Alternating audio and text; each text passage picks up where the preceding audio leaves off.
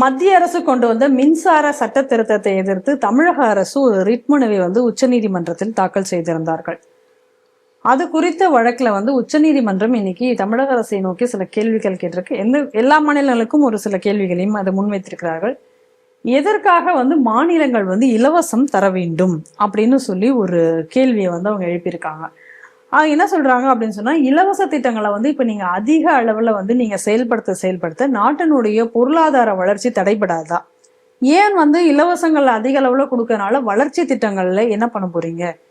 ஏன் இப்ப உள்கட்டமைப்பு திட்டங்கள்லாம் இதனால பாதிக்கப்படாதா அப்படின்றதே ஒரு கேள்வியாக வைத்துவிட்டு அவங்க என்ன சொல்றாங்க அப்படின்னு சொன்னா, இப்ப நீங்க இலவசம் கொடுக்கறது இப்ப யாருக்காக இருக்கணும்னா, உண்மையிலேயே அவங்களுக்கு படிக்க முடியாம இருக்கிறார்கள், அந்த மாதிரி சாப்பாட்டுக்கு வழி இல்லாம படிப்பிற்கு வழி இல்லாமல் இருக்கக்கூடியவர்கள் இருக்கிறார்கள். அதர் மாதிரியான இலவசங்களை கொடுத்தால் அந்த உரியவர்களுக்கு போய் சேர்ந்தா பரவாயில்ல. ஆனா நீங்க இன்னைக்கு வழங்கக்கூடிய இந்த இலவச மின்சாரமோ மற்றதோ பெரிய பெரிய நிலங்களை வைத்திருக்கிறவர்களுக்கு, நில உடைமையாளர்களுக்கு இந்த இலவச மின்சாரத்தை பயன்படுத்தி அவங்க நல்ல மோட்டார் மற்ற எல்லாத்தையும் ஹை பவர் கரண்ட் எல்லாம் உபயோகப்படுத்தி கொண்டு இலவசமாக அனுபவித்துக் கொண்டிருக்கிறார்கள்.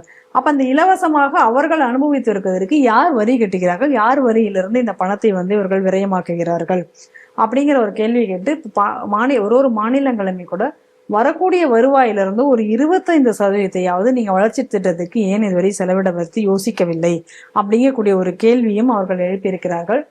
அதோட மட்டும் இல்லாம நமக்கு நல்லாவே தெளிவாக தெரியுது, ஒவ்வொரு மாநிலங்களையும் பார்க்கும் பொழுது, அதுவும் தேர்தல் வரும்பொழுது இவர்கள் அறிவிக்கக்கூடிய அந்த திட்டங்கள், வேக வேகமாக அறிவிக்கக்கூடிய அந்த இலவச திட்டங்கள், மக்கள் நல திட்டங்கள், இன்னும் சொல்ல போனா அப்ப பார்த்து உடை, உணவு அப்படிங்கக்கூடிய சின்ன சின்ன பொருட்களை நீங்க இலவசமாக கொடுப்பது, இது எல்லாத்தையும் பார்க்க முடிகிறது. எதற்காக இதை நீங்கள் செய்ய வேண்டும்? இது குறித்து ஒரு பதில் மனுவை நீங்க தாக்கல் செய்யணும் அப்படின்ற மாதிரி தமிழக அரசு சொல்லியிருக்காங்க. அதே போல தமிழக அரசு இப்ப ஃபைல் பண்ணக்கூடிய இந்த மின்சார திட்டத்தை எதிர்ப்புக்கு மத்திய அரசிடம் கேள்வி கேட்டு நோட்டீஸ் அனுப்பியிருக்கிறார்கள். வரவேற்கப்பட வேண்டிய விஷயமாக நான் இதை பார்க்கிறேன்.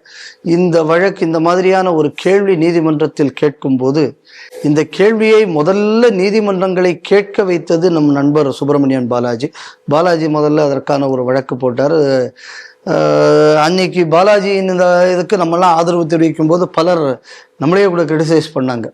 ஆனால் அன்னைக்கு பாலாஜி தொடங்கிய ஒரு போராட்டம் இன்னைக்கு பாலாஜி நம்மோட இல்லை. இன்னைக்கு அது இந்த அளவு தேசம் முழுவதும் ஒரு பேசுபொருளாக மாறி இருக்கிறது அப்படின்னு சொன்னா, இந்த கிரெடிட் பாலாஜிக்கும் போய் சேர வேண்டும்ங்கக்கூடியது எனக்குள்ள ஒரு ஆசை. இப்போ இதுல ஒரு வெரி சிம்பிள் லாஜிக். ஏன்டா நீ வரக்கூடியவனுக்கெல்லாம் ஓசையை கொடுத்தேன்னா நீ டெவலப்மெண்ட்டுக்கு நீ எங்கேருந்து உனக்கு பணம் வரும்?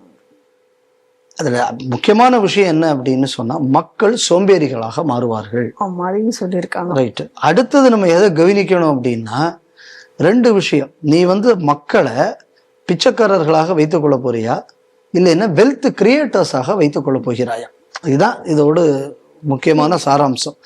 வெல்த் கிரியேட்டர்ஸாக மக்களை மாற்ற வேண்டுமே தவிர, கவர்மெண்ட் ஒரு வெல்த் டிஸ்ட்ரிபியூட்டிங் ஏஜென்ட்டாகவும் மக்களை ஒரு ரெசிபியண்டாகவும் மட்டும் வைத்திருக்க கூடாது. இது எந்த நாட்டுக்கும் இது நல்லதல்ல. ஏன்னா ஒரு நாட்டோடு ப்ரொடக்டிவிட்டி அதான் அந்த நாட்டை வல்லரசாக்கவோ இல்லைன்னா நாசமா போகிறதுக்கோ காரணமாக இருக்கும். 2வது, இது ஒரு ஆட்டிடியூட்னல் ஷிஃப்டை கொடுக்கும். நான் உழைக்கணுங்கிற மனப்பான்மையை எங்கிட்ட இருந்து எடுக்கும். எல்லாமே இலவசமா கிடைக்கும். எனக்கு இப்போ தமிழ்நாடு இப்போ நாசம் வடக்கத்திக்காரன் மட்டும் இங்க வேலைக்கு வரான். ஏன் வேலைக்கு வரான் அப்படின்னா, நம்மால் வேலைக்கு போக தயாரா இல்லை. ஏன்னா இவனுக்கு இங்கே இலவசம் இங்கே ஓட்டிடுறான் கதையை.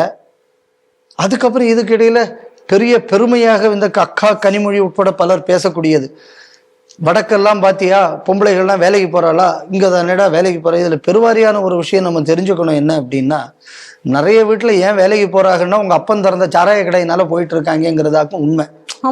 இத பெருமையா வேற பெண்கள் முன்னேற்றத்தை நீங்க நிறைய பொம்பளைகள் ஏன் வேலைக்கு போறாங்கன்னா, 40-45 வயசுக்கு மேல ஆம்பளைகளுக்கு சம்பாதிக்கிறதுக்கு முடியல, குட்டிச்சோர் ஆயிட்டான். பல ஊர்கள்ல 40-50 வயசுல செத்து போயிடுறான். இளம் விதவைகள் தமிழகத்திலே கூடி விட்டார்கள். இந்த அக்கா தான் இன்னைக்கு கதறிச்சு. அது உங்க அப்பன் திறந்து வச்சு அந்த சாராய கடையோட கலாச்சாரத்துல வந்தது.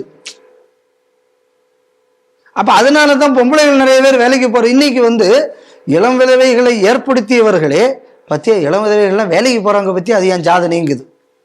இப்ப தாலி அறுத்ததுனால ஒரு குடும்பம் வீணா போய் ஒரு பெண்ணை இன்னைக்கு ஒரு ஏர்னிங் மிஷினாக மாற்றி அயோக்கியத்தனத்தை பெருமையாக கொண்டாடக்கூடிய ஒரு கூட்டம்னா இந்த திராவிட கூட்டமாகத்தான் இருக்க முடியும். இப்ப இது கவனிச்சேங்க என்ன அப்படின்னா, இந்த இலவசங்கள் வந்து இன்னைக்கு என்ன ஆகியிருக்கு அப்படின்னு சொன்னா, முதல்ல வேலை செய்யற கெப்பாசிட்டி இல்லை, வேலை செய்யற ஆட்டிடியூடும் இல்லை. அப்ப டிபெண்ட் பாப்புலேஷன் கூடிச்சு அப்படின்னு சொன்னா டெமோகிராபிக் டிவிடெண்டை இந்தியா எப்படி பயன்படுத்தும்? This is a phase. ஏன்னா அதிக இளைஞர்கள் இருக்கிற நாடு நம்ம நாடு. அப்போ அதிகமான உற்பத்தியை இந்த நேரத்தில் நம்ம நாடு செஞ்சாச்சுன்னா நம்மளால ஒரு உலகத்தின் ஒரு தலை சிறந்த நாடாக மாற்ற முடியும். இப்போ இருக்கக்கூடிய உலகத்தையும் நீங்க டிபெண்ட் பிச்சைக்காரனா வச்சாச்சுன்னா your population will become your liability. இன்னைக்கு இந்த விஷயத்தை தான் இந்த கோர்ட் இன்னைக்கு ஹைலைட் பண்ணியிருக்கு. இந்த மாதிரியான டிஸ்கஷன் இதே மாதிரி தான் இந்த பிஜேபி நிதிஷ்குமார் கட்சி இவங்க இந்த பீகார்ல அறிவிச்ச நேரத்திலே நான் இதைத்தான் சொன்னேன்.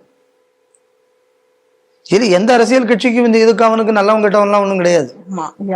ஓட்டு வேணும் அப்படின்னு சொன்னா நாட்டையும் நாசமாக்க நாங்கள் தயாராக இருக்கிறோங்கிறது அந்த கட்சிகளின் நிலைப்பாடு.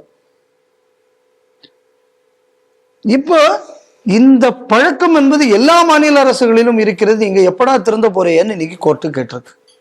அது உண்மைக்குமே வரவேற்கப்பட வேண்டிய ஸ்டேட்மெண்ட். இதுக்கு அப்புறமா கோர்ட் எதுவும் செய்ய போறதும் இல்லை. ஏன்னா இது ஒரு பாலிசி ஆஃப் த கவர்மெண்ட். இல்லை இதுக்கு இவங்க ஏதாவது ஒரு ஜஸ்டிஃபிகேஷனை கொடுப்பாங்க, கோர்ட்டு ஏற்றுக்கிட்டு போயிடும்.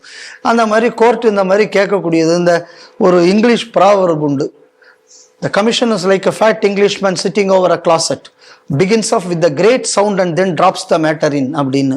அந்த மாதிரி தான் இந்த அப்சர்வேஷனையும் நான் பார்க்குறேன். இதுக்கு மேலே இதுலேயும் எதுவும் நடக்க போகிறது. அவங்களே அதை சொல்லவும் செய்துட்டாங்க. இது மாநில அரசாங்கம் எடுக்கக்கூடிய பாலிசி, இதுல நாங்க தலையிட முடியாது, பட் இருந்தாலும் நாங்கள் இது குறித்து நாங்க எங்களால சொல்ல முடியும். அதனால இது இந்த விஷயத்துல நான் வரவேற்கிறேன். எதை வரவேற்கணும் அப்படின்னா, அட்லீஸ்ட் எங்களால ஒன்றும் முடியல, ஆனா இப்படி நாசமாக்குறீங்களேடா நாட்டை அப்படின்னு தங்களது ஆதங்கத்தையாவது வெளிப்படுத்தி இருக்கிறார்கள்.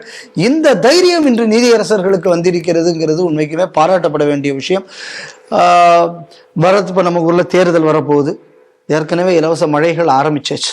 ஆமா, இனிமே இது என்ன அப்படின்னு சொன்னான்னா, இன்னைக்கு கூட என் நண்பர் ராமச்சந்திரன் அவர்களுடன் பேசிக்கிட்டு இருக்கும்போது அவர் சொன்னார், இப்படியெல்லாம் மீடியால பிரச்சாரம் எல்லாம் பண்ணி அப்படியே மாத்திரலாம்னாரு. நான் சொன்னேன், அண்ணா இதெல்லாம் எதுவும் நடக்காது. நம்ம ஊரை பொறுத்தளவுல தேர்தலுக்கு எம்பிட்டு நீங்க கொடுக்க போறீங்க, நீங்க கொடுக்கிற மெக்கானிசத்துல தங்குதடையின்றி சரக்கு எல்லாம் போய் சேருதா, இதை மட்டும் பாருங்க. இதுதான் இன்றைய நிலைமை. ஏன்னா இந்த பிச்சை எடுக்கிற மனோபாவத்தை அரசாங்கமே ஏற்படுத்தினதுனால இன்னைக்கு அரசியல் கட்சி எக்ஸ்ப்ளாய்ட் பண்றான், மதம் மாத்திரமே எக்ஸ்ப்ளாய்ட் பண்றான், வெளிநாட்டிலிருந்து இந்த நாட்டில் வந்து சதிச்செயல் செய்யக்கூடியவன் இன்னைக்கு இதை எக்ஸ்ப்ளாய்ட் பண்றான். அப்போ இந்த மைண்ட் செட், இன்னொருத்தன்ட்ட யாஜகம் வாங்கக்கூடியது அவமானகரமானது இல்லை. ஐ ஆம் என்டைட்டில் டு பெக் அப்படிங்கக்கூடியதை வந்து இந்த நீங்க இலவசத்தை கொடுத்து இந்த மக்களை இப்படி நீங்க நாசமாக்கி விட்டீர்களே அப்படிங்கக்கூடிய ஆதங்கத்தையும் இந்த தீர்ப்புல நான் பார்க்கிறேன்.